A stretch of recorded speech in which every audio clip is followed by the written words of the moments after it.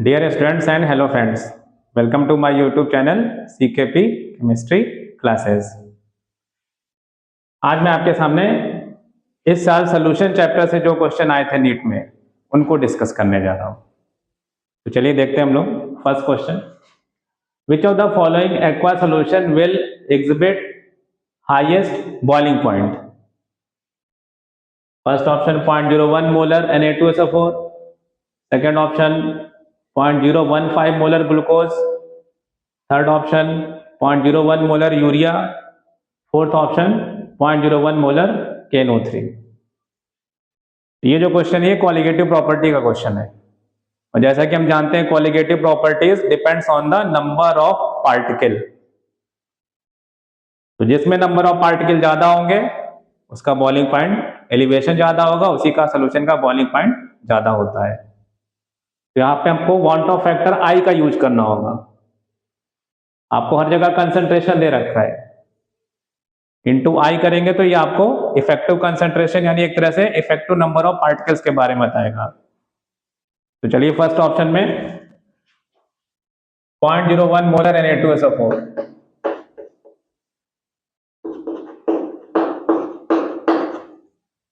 तो 0.01 ये तो कंसंट्रेशन इनटू Na2SO4 का want of factor.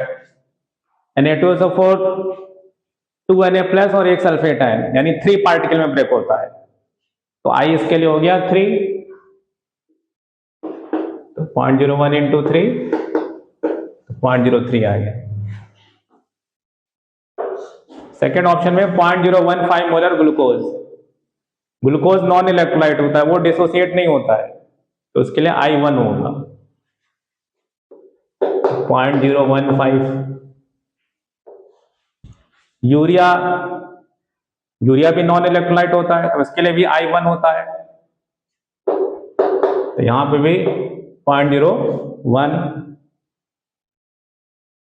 Fourth option में 0.01 मोलर KNO3, 0.01 इंटू इसका वांट ऑफ फैक्टर KNO3 आपका K प्लस NO3 माइनस यानी 2 पार्टिकल में ब्रेक होता है, तो 0.01 into 2 that comes out to be 0.02।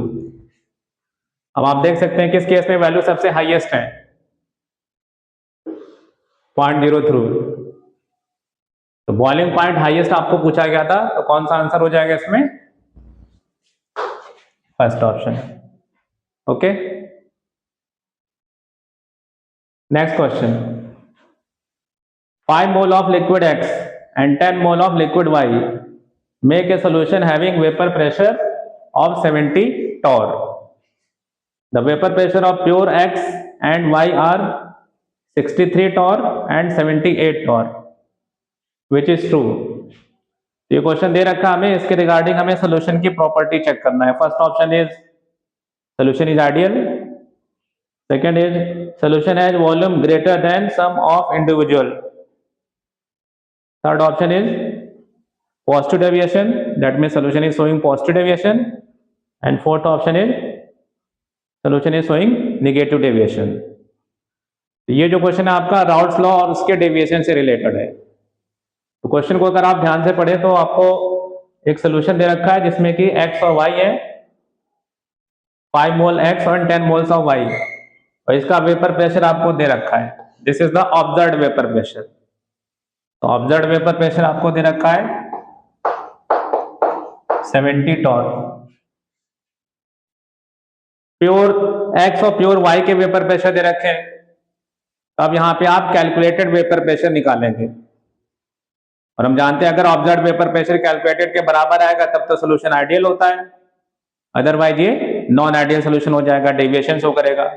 तो कैलकुलेटेड वेपर प्रेशर निकालने के लिए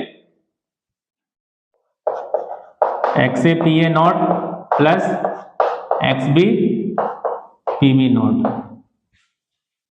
लिक्विड X को सपोज A लिक्विड मान लिया हमने, लिक्विड Y को B, जो सिंबल हम लोग यूज करते हैं। 5 मोल X 10 मोल Y, तो मोल फ्रैक्शन कितना हो जाएगा 5/15 इंटू लिक्विड X का प्योर स्टेट में vapour pressure 63 plus mole fraction of Y यानी B 10/15 इंटू प्योर स्टेट में वेपर प्रेशर 78। इसको सॉल्व करेंगे।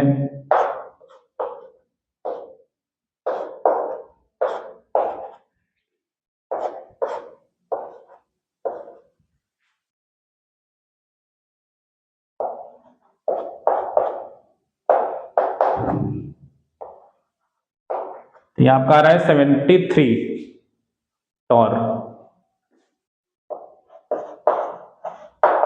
तो कैलकुलेटेड वेपर प्रेशर 73 है, ऑब्जर्व्ड वेपर प्रेशर 70 है। तो आप देख रहे हैं कि observed vapour pressure is less than calculated vapour pressure, it means negative deviation. Observed vapour pressure calculated से कम होता है, दैट इज नेगेटिव डेविएशन।